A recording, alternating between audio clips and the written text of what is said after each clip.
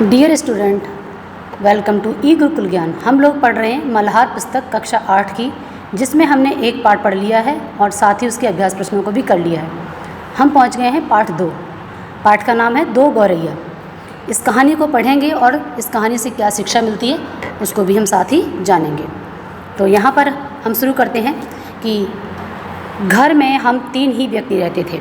मतलब यहाँ पर लेखक जो है वो क्या कह रहे हैं कि हम घर में 3 ही व्यक्ति रहते थे, माँ, पिताजी और मैं। लेखक स्वयं कह रहे हैं। पर पिताजी कहते हैं कि यह घर सराय है। सराय का मतलब यहाँ पर आप देखेंगे तो मैंने यहाँ पर डिफ़िकल्ट वर्ड जो है उनको लिख दिया। ये देखो आप यहाँ पर, सराय मतलब वह स्थान जहाँ पर जो आमतौर पर यात्री ठहरते हैं, खाने पीने की जो व्यवस्था रहती है वो वहाँ पर मिल जाती है। तो सराय बना हुआ है। हम तो जैसे यहाँ मेहमान हैं, मतलब घर के जो लोग हैं वो कह रहे हैं कि जैसे हम खुद मेहमान हैं और बाकी लोग यहाँ पर आके बस जा रहे हैं। घर के मालिक तो कोई दूसरे ही हैं। ठीक है। आंगन में आम का पेड़ था। तो आपको ध्यान रखना है, क्वेश्चन आंसर में आएंगे कि घर में किसका पेड़ था। एक आंगन में आम का पेड़ था। तरह तरह के पक्षी उस पर डेरा डाले रहते। डेरा डालने का मतलब बसेरा था उनका, आके बैठ जाया करते थे। जो भी पक्षी पहाड़ी घाटियों से उड़ता हुआ दिल्ली पहुंचता, पिताजी कहते वहीं सीधा हमारे घर पहुंच जाता। ठीक है। जो भी उस रास्ते से होकर निकलता, कहने का आशय ये है कि वह सीधा उनके घर में आके बसेरा बना लेता, जैसे हमारे घर का पता लिखवा कर लाया हो, मानो जैसे हमारे घर का उन्हें पता हो। यहाँ कभी तो तोते पहुँच जाते तो कभी कौवे। तरह तरह की गौरैया मतलब छोटी सी चिड़िया होती है जो अक्सर घरों में अपना घोंसला बना लेती है। तोता हम सभी को पता है, कौवा भी पता है। तो बताया कि कभी तोते हैं, कभी कौवे हैं और कभी कभी तरह तरह की गौरैया जो हैं वो भी हमारे घर आ जाती हैं। वह शोर मचाता, ठीक है, शोर ऐसा मचता कि मानो कान के पर्दे फट जाते। कान के पर्दे फटने का मतलब क्या है, बहुत ज़्यादा शोर होना। ठीक है, शोरगुल जैसा माहौल होना। पर लोग कहते कि पक्षी गा रहे हैं, पर लोग अक्सर कहते रहते हैं कि पक्षी गा रहे हैं, कोयल गा रही है, पर मानो उनका शोर हमें ऐसा लगता है जैसे मेरे कान के पर्दे जो हैं फट जाएंगे। इस तरीके से लेखक को उनके पक्षियों की जो चहचहाट है वो अच्छी नहीं लगती। घर के अंदर भी यही हाल था। ठीक है, घर के अंदर भी, न सिर्फ बाहर आंगन के पेड़ पर बल्कि घर के अंदर भी बीसियों तो चूहे बसते हैं। मतलब बीसियों का मतलब क्या है, बहुत सारे। यहाँ पर एग्जैक्ट गिनती से मतलब नहीं है। बीसियों का मतलब यहाँ पर लेखक के कहने का अर्थ है कि बहुत सारे यहाँ पर चूहे भी हैं। ठीक है, जो क्या करते हैं, जैसे यहाँ पर लिखा ना बीसियों का मतलब क्या है, चूहे। ठीक है। अब आगे बता रहे हैं कि रात भर एक कमरे से दूसरे कमरे में भागते फिरते हैं, धमा चौकड़ी मचाते रहते हैं। मतलब चूहों को तो देखा ही होगा हम सब ने घरों में, कभी वो यहाँ कूद रहे, कभी वहाँ कूद रहे, कभी इस कमरे में तो कभी उस सामान में। इस तरीके से धमा चौकड़ी मतलब क्या होता है कि बहुत ज़्यादा इधर से उधर घूमना फिरना। हम लोग ठीक तरह से सो भी नहीं पाते, क्योंकि चूहे क्या करते हैं, कभी किसी सामान को गिरा देते, कभी अक्सर रात में वो ज़्यादा एक्टिव हो जाते हैं। तो बता रहे कि कई बार तो इतना ज़्यादा चूहे परेशान करते हैं कि हम लोग सो भी नहीं पाते ठीक तरह से। आगे बताया है, डिब्बे खुलते, प्याले टूटते। ठीक है, जैसे अक्सर हमारे घरों में होता है कि चूहे क्या करते हैं, कभी किसी डिब्बे में गए, कभी कोई सामान गिरा दे रहे हैं। इस तरीके से चूहे अंगीठी के पीछे बैठना पसंद करते हैं। एक चूहा तो बता रहे हैं कि उसमें अंगीठी के पीछे बैठ जाया करता था, शायद बूढ़ा हो, उसे सर्दी बहुत लगती थी। तो दूसरा क्या बताया, बाथरूम की टंकी पर जाकर चढ़ जाता। मतलब चूहों की बता रहे हैं कि वो किसी जगह को नहीं छोड़ते हैं। कभी उनके अंगीठी के पीछे, मानो उसे सर्दी लग रही हो, कभी कोई टंकी के ऊपर चढ़ के बैठ जा रहा। आप देखेंगे छत पे भी आपको दिख जाएंगे, तो ऐसा लग रहा कि मानो उसे सर्दी लग रही हो। कभी लेखक के कहने का मतलब ये है। बिल्ली हमारे घर में रहती तो नहीं, मगर उसे हमारा घर बहुत पसंद है। मतलब बिल्ली नहीं उनके घर में है, पर उसे भी हमारा घर बहुत ज़्यादा पसंद है। कभी कभार ताक झाँक वो कर लेती है आगे।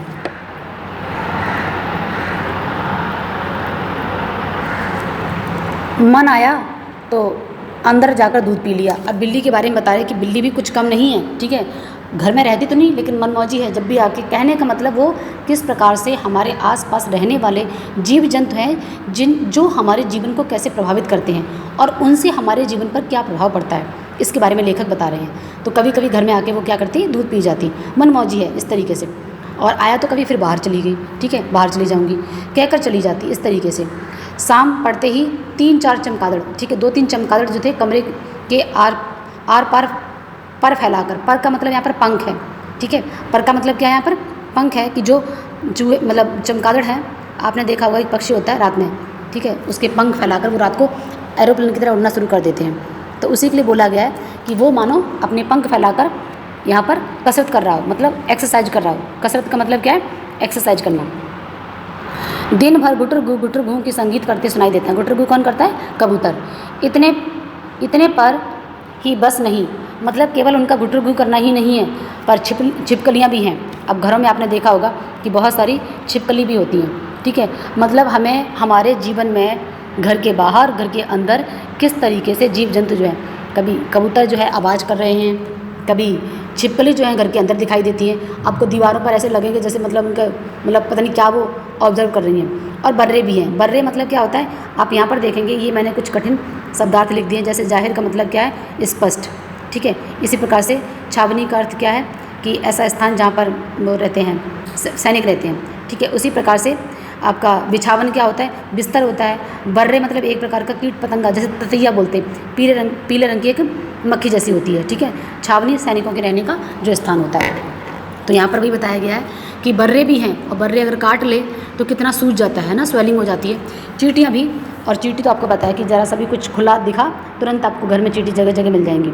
चींटियों की फ़ौज, और चींटी एक नहीं होती है, बहुत सारी पूरे ग्रुप में आती हैं, तो इसलिए चींटियों की क्या बताएगी?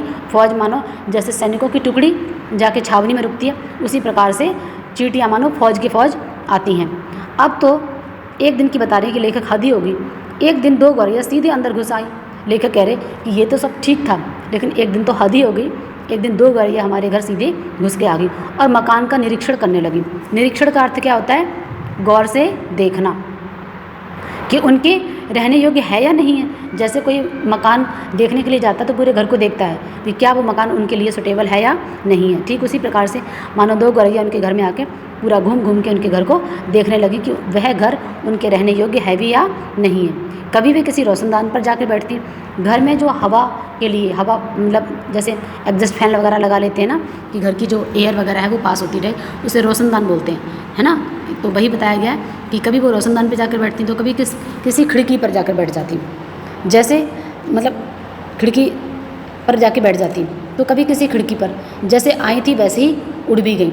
मतलब वो देख दाख के घर को जिस तरीके से बाहर से आई, उन्होंने पूरा घर घूम के देखा, कभी रोशनदान पर कभी खिड़की पर, और उसी प्रकार से वो घर से बाहर निकल गई।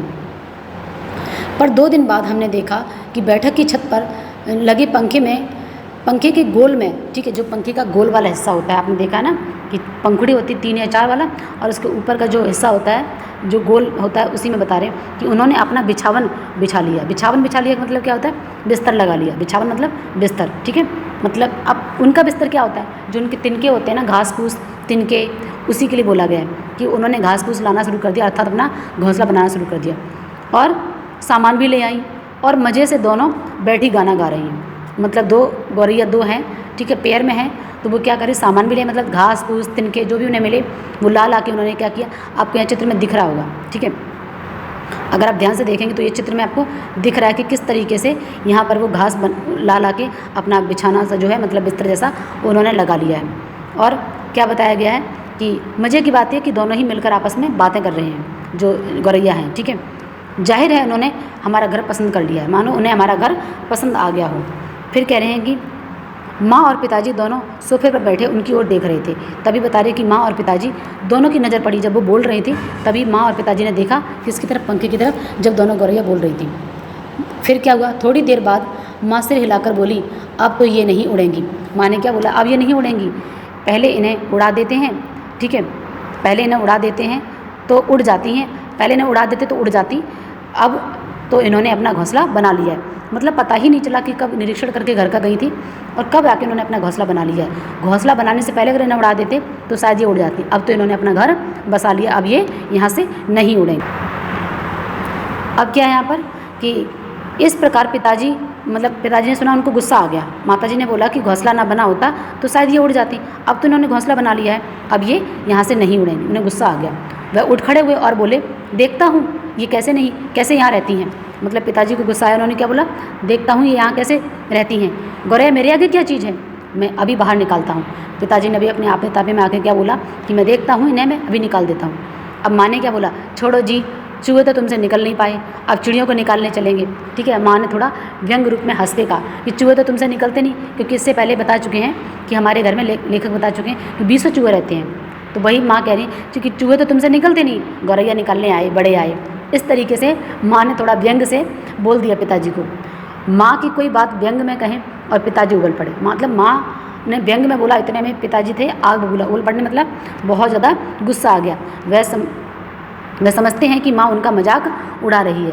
वह फ़ौरन उठ खड़े हुए और पंखे के नीचे जाकर ज़ोर ज़ोर से ताली बजाई और मुंह से श शू मतलब ऐसे करते इस तरीके से उन्होंने चिड़ियों को भगाने की कोशिश की। बाहें जलाई मतलब अपने हाथों से, क्योंकि ऊपर बना ना पंखे के पास, अपने हाथों को हिलाते हुए वो कर रहे हैं श शू इस तरीके से। वो फिर खड़े खड़े होकर कूदने लगे। अब पंखा ऊंचा होता है तो पहुंच नहीं पा रहे, थोड़ा उछल उछल के कूद के अपनी बाहों को झुलाते हुए वो चिड़ियों को भगाने की कोशिश करने लगे। गौरैया ने घोंसले में से फिर सिर निकालकर नीचे की ओर झाँक कर देखा। मानो ऐसे लग रहा है कि गौरैया जो थी उसने क्या किया, अपने घोंसले में से सिर निकालकर देखा कि नीचे कौन है जो मतलब इतनी आवाज़ कर रहा है। ठीक है, दोनों ने एक साथ मतलब क्या ची ची की आवाज़ निकाली। माँ खिलखिलाकर हंसने लगी। मतलब दोनों ने देखा जब पिताजी उछल उछल के कूद के उसको भगाने की कोशिश कर रहे थे, अपने हाथों को हिला हिला के, जैसे हाथों से हम किसी को मारते ना उस तरीके से। पिताजी को और भी गुस्सा आ गया, क्योंकि जैसे ही माँ हंसी इतने में पिताजी को और गुस्सा। हंसने की क्या बात है, मतलब वो अपनी पत्नी से बोलते हैं, यानी कि लेखक की माता से, इसमें हंसने की क्या बात है। उन्हें और बहुत तेज गुस्सा आ गया। माँ को ऐसे मौके पर हमेशा मजाक सूझता था कि मतलब इस तरीके की कि चिड़िया तो चींची कर रही, पिता ने कुछ नहीं कर पाया, तो माँ को थोड़ी सी हंसी आ गई। चिड़िया एक दूसरे से पूछ रही हूँ कि मानो ये आदमी कौन है और नाच क्यों रहा है।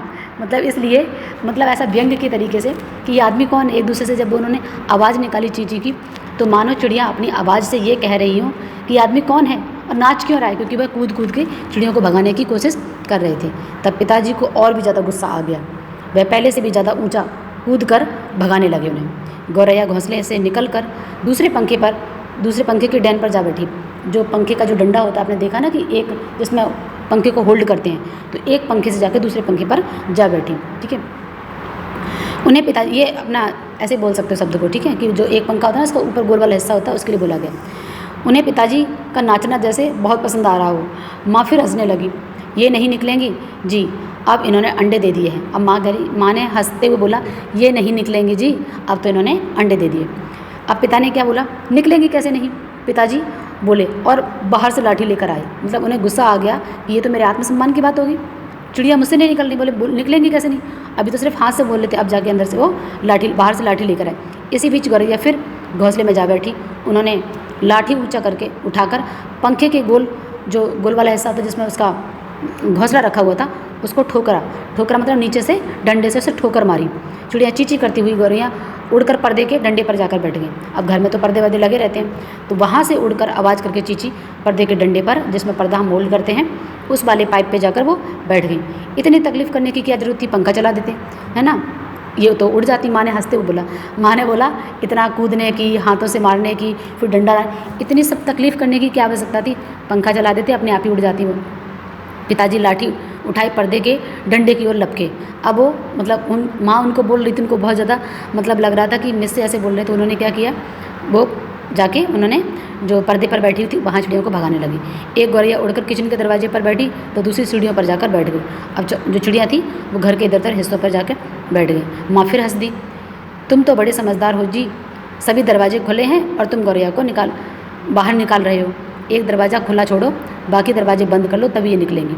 माँ ने उनको ऐसी नसीहत दी कि अरे तुम तो बड़े समझदार लग रहे हो, सारे दरवाजे तो खुले हैं, पहले सारे दरवाजे बंद कर लो और किसी एक दरवाजे को खोलो और अब उनको निकालो, तब जाके निकलेंगी। अब पिताजी भी मुझसे झिड़क कर बोले, तू खड़ा क्या देख रहा है, जा दोनों दरवाजे बंद करके आ। अब लेखक से पिता ने गुस्से में झिड़क कर मतलब थोड़ा सा झंझला कर बोला, तू खड़ा क्या देख रहा है, जाके दरवाजे बंद कर। और मैं भागकर दोनों दरवाजे बंद कर दिए, केवल किचन का दरवाज़ा खुला छोड़ा। लेखक कह रही, मैंने भागकर दरवाज़ों को बंद किया क्योंकि पापा ने बोला गुस्से में, और फिर जाके एक दरवाज़ा मैंने खुला हुआ छोड़ा था। आगे देखेंगे कि अब यहाँ पर क्या बताया गया, पिताजी ने फिर लाठी उठाई और गौरैया पर हमला बोल दिया। एक बार तो झूलती हुई लाठी माँ के सिर पर लगते लगते बची। चींची करती चिड़िया कभी एक जगह से दूसरी जगह जाकर बैठती। मतलब उन्होंने, आपको दिख रहा होगा इस चित्र में किस तरीके से पिताजी जो है एक लाठी को लिए हुए हैं। ठीक है, ये पिताजी जो हैं इन्होंने क्या किया, एक लाठी को लेकर मारा तो चिड़िया तो उड़ गई, लेकिन वो लाठी जो थी हवा में झूलती हुई बच गई, उनकी माँ के सर पे जाके लग जाती। ठीक है, अब आगे क्या बताया गया है, और आखिर दोनों किचन के और खुले दरवाजे से बाहर निकल गई। ठीक है, आखिरकार जब उन्होंने डंडा लेके मारना शुरू किया तो चिड़ियाँ जो हैं बाहर निकल गई। माँ तालियां बजाने लगी। पिताजी ने लाठी दीवार के साथ टिका कर रख दी और छाती फैलाकर कुर्सी पर बैठ गए। अब यहाँ पर क्या कि चिड़ियाँ बाहर निकल गई तो छाती फैलाने का अर्थ यहाँ पर आप देखेंगे कि मुहावरा है ये अभिमान से, कि देखो मैंने चिड़ियों को बाहर निकाल दिया। बड़े गर्व के साथ, बड़े अभिमान के साथ जैसे चिड़ियाँ बाहर निकली तो वो अपना सोफे पे जाके बैठ गए कुर्सी पर, कि देखो मैंने चिड़ियों को बाहर निकाल दिया। आज दरवाजे बंद रखो। और उन्होंने क्या हुक्म दिया, हुक्म मतलब आदेश दिए। आदेश क्या दिया, आज दरवाजे नहीं खुलेंगे, एक दिन अंदर नहीं घुस पाएंगी तो घर छोड़ देंगी। मतलब उन्होंने दिमाग लगाया कि अगर हम दरवाजे बंद रखेंगे वो आ ही नहीं पाएंगी तो फिर ये हमारा घर छोड़ जाएंगी। तभी पंखे के ऊपर से चींची की आवाज़ सुनाई पड़ी और माँ खिलखिलाकर हंस पड़ी। मैंने सिर उठाकर ऊपर की ओर देखा तो दोनों गौरैया फिर से अपने घोंसले में मौजूद थी। माँ मतलब हंसने लगी जैसे ही देखा कि चिड़ियों की आवाज़ आ रही है, क्योंकि पिताजी तो बड़े गर्व के साथ अभी सोफे पर आके बैठ गए थे कि देखो चिड़िया निकाल दी। अब दरवाजे के नीचे से आ गई माँ बोली। माँ ने क्या बोला, कह रहे दरवाजे के नीचे से आ गई होंगी, इस तरीके से माँ ने बोला। मैंने दरवाजे के नीचे देखा तो सचमुच दरवाजे के नीचे थोड़ी थोड़ी जगह खाली थी।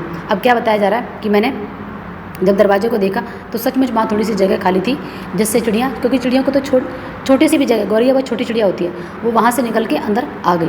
पिताजी को फिर गुस्सा आ गया। माँ मदद तो करती नहीं है, बैठी हंसे जा रही है। ठीक है, पिताजी को थोड़ा गुस्सा आया कि मदद तो करती नहीं हो, ऊपर से क्या कर रही हो, बैठे बैठे हंस रही हो। ठीक है, अब तो पिताजी गौरैया पर पिल पड़े। मतलब उन्होंने क्या किया, डंडा लेकर बस पिताजी लग गए कि अब तो गौरैया को ने मारना ही मारना है। ठीक है, भगाना ही है, जैसे उनके आत्मसम्मान की बात हो उन पर। और दरवाजे के नीचे कूड़े जो कपड़े थे उसे ठूंस दिए उन्होंने, ताकि कोई छेद बचा ना रह पाए। मतलब उन्होंने क्या किया, जो जगह थी सन थी उसमें उन्होंने कपड़ा लगा दिया। फिर लाठी झुलाते हुए उन पर टूट पड़े। चिड़ियाँ चींची करती बाहर निकल गई। अब क्या पता, थोड़ी देर बाद फिर कमरे में मौजूद थी। अब उन्होंने इतना परिश्रम किया, इतनी मेहनत की कि उनको कपड़ा लगाकर गेट बंद करके निकाल दिया। लेकिन थोड़ी देर बाद क्या देखते हैं कि फिर से चिड़ियाँ अंदर ही थी। वे रोशनदान से आ गई हैं जिसका एक शीशा टूटा हुआ है। अब क्या, पहले वो दरवाजे से आई थी, उन्होंने दरवाज़ा बंद कर दिया। अब वो रोशनदान से आ गई क्योंकि उसका एक शीशा टूटा हुआ था। देखो जी, चिड़ियों को मत निकालो, माँ ने अब की बार गंभीरता से बोला। अब माँ थोड़े गुस्से में गंभीर होकर, हंस के नहीं बोल रही, थोड़े गुस्से होकर बोल रही हैं कि देखो अब बहुत हो गया, अब उनको चिड़ियों को बाहर नहीं निकालना है, क्योंकि इन्होंने अब अंडे दे दिए होंगे। ठीक है, अब ये यहीं रहेंगी। मतलब माँ ने थोड़ा सीरियस होकर बोला है कि अब उनके अंडे बच्चे यहाँ पर होंगे, इसलिए अब उनको नहीं निकालना है। क्या मतलब, मैं कालीन बर्बाद करवा लूँ? क्योंकि आपको पता है चिड़ियाँ, कबूतर ये क्या करते हैं, जगह जगह पोटी कर देते हैं ना हमारे बिस्तर या कालीन। घरों में जो हम बिस्तर बिछा के रखते हैं कालीन, बड़ी सी जो अपने हॉल वगैरह में, तो मतलब पिताजी क्या बोलते हैं कि तुम्हारा क्या मतलब है कि मैं अपना बिस्तर गंदा करवा लूँ? ठीक है, जो कालीन है बड़ा सा गलीचा, वो गंदा कर देंगे। पिताजी बोले, यहाँ पे आपको देखा होगा कि मैंने यहाँ साइड में ये कठिन शब्दार्थ हैं जो लिख के दिए हैं। ठीक है, तो आप इनको यहाँ से देख सकते हो,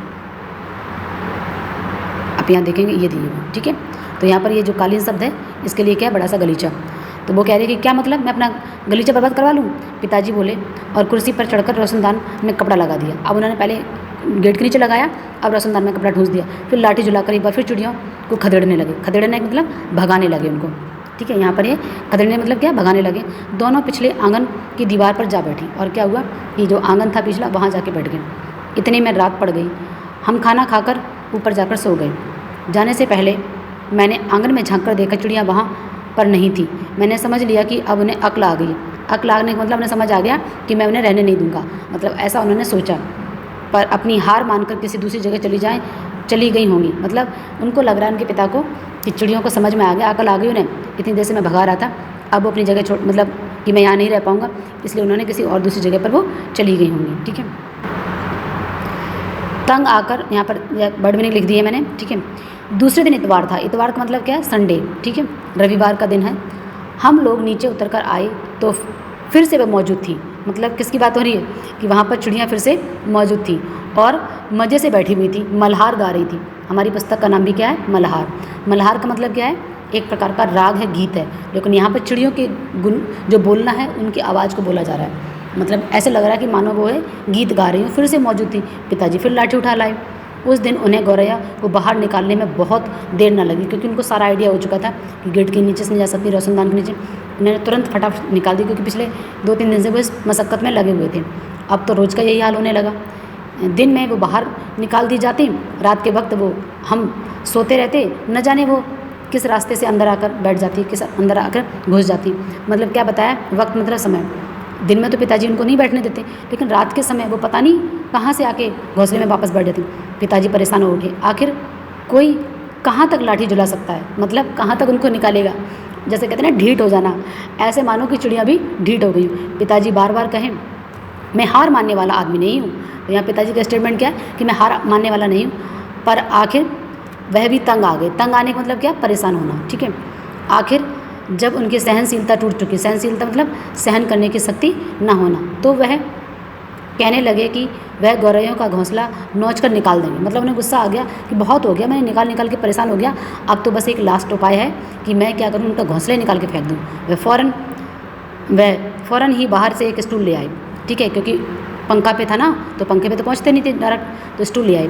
घोंसला तोड़ना कठिन काम नहीं था। उन्होंने पंखे के नीचे फर्श पर स्टूल रखा, लाठी लेकर स्टूल पर चढ़ गए। किसी को सचमुच बाहर निकालना हो तो उसका घर तोड़ देना चाहिए। उन्होंने गुस्से में आके कहा कि सच में अगर किसी को निकालना हो ना तो उसका आशियाना तोड़ दो, उसका घर उजाड़ दो, अपने आप निकल जाएगा। घोंसले में से अनेक तिनके बाहर निकल आए, ठीक है, बाहर की ओर लटक रहे थे, क्योंकि चिड़ियों के जो घोंसले होते हैं ना वो तिनके एकदम, एक बया चिड़िया होती है वो तो घोंसला बहुत अच्छा बुनती है, जैसे आप बोलते हैं ना वो अलग टाइप का उनका घोंसला होता है, पर ये तो तिनका ला के इकट्ठा करती हैं। तो कुछ तिनके बाहर निकले हुए थे और उन्होंने लाठी से क्या किया, उसको और ज़्यादा निकाल दिया। गौरैया ने सजावट के लिए मानो झालर लटका रखी हो, जैसे अपने घर को सजाते हैं, ऐसे लग रहा था कि मानो उन्होंने झालर लगा रखी। पिताजी ने लाठी का सिरा घास के तिनकों में क्या कर दिया, उसको जमा दिया, मतलब उसको घास के तिनकों को निकालना शुरू कर दिया लाठी से, और लाठी जमाया, दाईं ओर उसे खींचा। 2 तिनका घोंसले से अलग हो गए और फरफराते नीचे उतरने लगे, मतलब उनमें से एक एक तिनका नीचे गिरने लगा। चलो 2 तिनके तो निकल गए। माँ हंसकर बोली।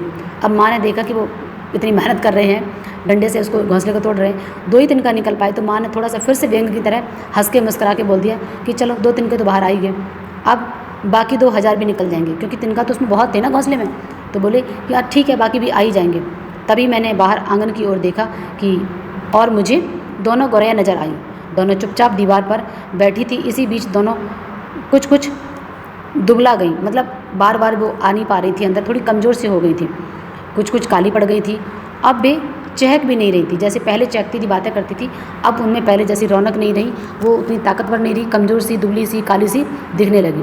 अब पिताजी लाठी का सिरा घास के तिनकों में ऊपर उठाकर वहाँ रखे घुमाने लगे, ठीक है, मतलब उसी में जैसे किसी को गिराना होता ना, पहले नीचे से वो उसको ठेलते रहे, लेकिन नहीं गिरा तो उन्होंने वहीं से लाठी को घुमाना शुरू किया, जिससे कि तिनके नीचे गिरने लगे। इससे घोंसले के लंबे लंबे तिनके लाठी के सिरे पर के साथ साथ लपटने लगे, जैसे गोल गोल होता है ना, किसी धागे को लपेटते हैं, उस तरीके से उसके लंबे लंबे जो तिनके थे वो लाठी में लिपटने लगे। वे लिपटते गए और घोंसला आगे देखेंगे। चलिए आगे देखते हैं। लाठी के इर्द गिर्द खिसता चला आने लगा। वह खींच कर लाठी के सिरे के इर्द गिर्द लपेटा जाने लगा। मतलब उनके पिता ने क्या किया कि लाठी से उसको घोंसले को गिराना चाहा, और लेकिन तिनका 1 ही 2 गिरे तो उन्होंने उसमें लपेटना शुरू किया। लाठी को घुमाया तो उसमें तिनका जो थे वो एक दूसरे से मिलने लगे, लिपटने लगे, मतलब एक तरीके से जुड़ने लगे और घोंसला खींचने लगा। सूखी घास और रुई के फाई मतलब छोटे छोटे रुई के टुकड़े, और धागे और थिगलियाँ, मतलब जो कपड़े छोटे छोटे होते हैं ना, कतरन जैसे बोलते हो, वो लाठी के सिरे पर लिपटने लगे, ठीक है। तभी सहसा जोर से आवाज़ आई। सहसा का मतलब यहाँ पर क्या, अचानक जोर से आवाज़ आई, ची ची ची ची। अब पिताजी के हाथ ठिठक गए का अर्थ क्या होता है, एकदम से रुक जाना। सहसा अचानक से रुक जाना, स्तब्ध हो जाना, स्टैचू हो जाना एक तरीके से। क्या गौरैया लौट आई? मैंने झट से बाहर की ओर देखा। दोनों गौरैया बाहर की जो गुमसुम बैठी थी, बाहर की दीवार पर ही गुमसुम बैठी थी। अब यहाँ पर पिताजी ने एक तरफ घोंसले तरफ देखा कि आवाज़ तो यहाँ से आ रही है, फिर पीछे मुड़ के देखा तो वापस से वो दीवार पर वैसे ही दोनों गौरैया जो थी बैठी हुई, एकदम चुपचाप, कोई आवाज़ नहीं कर रही थी। ची ची ची ची फिर आवाज़ आई। मैंने ऊपर देखा, पंखे के गोले के ऊपर से नन्ही नन्ही 2 गौरैया सिर निकालकर नीचे की ओर देख रही हैं और चींची किए जा रही हैं। अभी भी पिताजी के हाथ में लाठी थी, उस पर लपेटा घोंसले का बहुत सा हिस्सा था। नन्ही नन्ही 2 गौरैया वे अभी भी झांके जा रही थी, चींची करके मानो अपना परिचय दे रही हूँ कि हम आ गई हैं, हमारे माँ बाप कहाँ हैं। मानो वह नीचे झांक कर इतनी छोटी थी कि वो उड़ भी नहीं पा रही थी और आवाज़ करे जा रही थी, मानो ऐसे लग रहा कि लेखक के पिता से कह रही हूँ कि हमारे माँ बाप कहाँ हैं, हमारे माता पिता कहाँ हैं। मैं अवाक उनकी ओर देखता रहा। अवाक मतलब मुंह खुला रह जाना। आश्चर्यचकित होकर मैं उन दो नन्ही नन्ही गौरैयों को देखता रहा। पिताजी स्टूल पर से नीचे उतर आए और यह सोचकर उनका एकदम हृदय परिवर्तन हुआ। उनको उन बच्चों को देखकर गौरैया के जो बच्चे थे उनका हृदय एकदम पिघल गया और वह तुरंत स्टूल से नीचे उतर आए और घोंसले से तिनके में से लाठी निकाल कर उन्हें लाठी को एक ओर रख दिया। अब जो लाठी पर जो घोंसले के तिनके लगे हुए थे उसे हटाकर उसे एक ओर रख दिया और चुपचाप कुर्सी पर आकर बैठ गए। इसी बीच माँ कुर्सी पर से उठी और सभी दरवाजे खोल दिए। नन्ही चिड़ियाँ अभी भी हाँफ हाँफ कर चिल्ला रही थी। वो छोटी वाली जो थी चिड़ियाँ ची ची की आवाज़ से चिल्ला रही थी, मानो अपने माता पिता को, माँ बाप को बुला रही हूँ। ऐसे जैसे कोई छोटा बच्चा होता है, अपने माँ बाप से बिछड़ने पर वो रोता है, चिल्लाता है, उसी प्रकार से वो नन्ही नन्ही चिड़िया जो थी वो तेज तेज ची ची की आवाज़ कर रही थी, हाँफने लगी थी और मानो अपने माता पिता को ज़ोर ज़ोर से सुरक्षा के लिए बुला रही हूँ। उनके माता पिता झट से उड़कर अंदर आ गई और ची ची करते हुए उनसे जा मिले और वो भी मानो अपने बच्चों से जैसे बिछड़े हों, उन पर कोई संपदा आई हो। जिस प्रकार से हम मनुष्य अपने बच्चों से बिछड़ कर मिलते हैं, उसी प्रकार से चिड़ियों का भी जो स्नेह था अपने बच्चों के प्रति वो दिखाई दे रहा था साफ साफ। उनकी नन्ही नन्ही चोंच से चुग्गा जो डालने लगे और वो जो माता पिता थे, जो दो गौरैया थी, वो अपनी चोंच में दाना भर के लेकर आई थी, जैसे चोगा बोलते हैं। उन्होंने अपने बच्चों को खिलाना शुरू कर दिया। उनकी ओर देखते रह गए।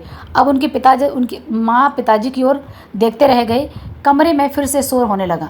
अब चिड़ियाँ जो थी बोलने लगी हैं, दोनों की आवाज़ आने लगी है और अब की बार पिताजी उनकी ओर देख देख कर मुस्करा रहे थे। मतलब पिताजी जो थोड़ी देर पहले या इससे हमने पूरे चैप्टर में पढ़ा किस तरीके से चिड़ियों का बोलना उन्हें बहुत ही ज़्यादा मतलब अखरता था, अच्छा नहीं लगता था। उन्होंने सारे यत्न कर लिए, सारे प्रयास कर लिए उन बच्चों को भगाने के लिए, चिड़ियों को भगाने के लिए, लेकिन जैसे ही उसके बच्चे उसके पिता को दिखे उनका हृदय परिवर्तन हो गया। उन्हें एहसास हो गया, इस कहानी से में सीख मिलती है कि हम मानवों में ही नहीं, हम मनुष्यों में ही नहीं, अपने बच्चों परिवार के प्रति जो स्नेह होता है, जो प्रेम होता है, पारिवारिक संबंध जो होते हैं वो हमें पक्षियों में दिखाई देते हैं। पक्षियों के माध्यम से लेखक के पिता का हृदय पूरी तरीके से परिवर्तित हो गया और अब वो खुशी खुशी चिड़ियों को अपने घर में रहने देते हैं।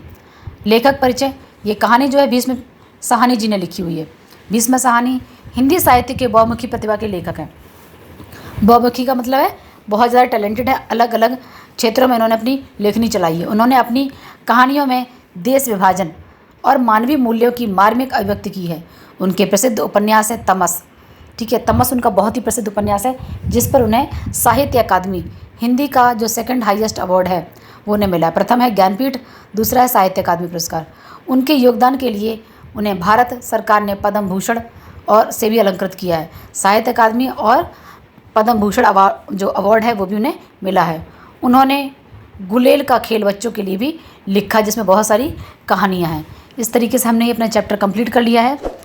अगर इसमें आगे वाली वीडियो में हम इसके अभ्यास प्रश्नों को करेंगे। Thank you.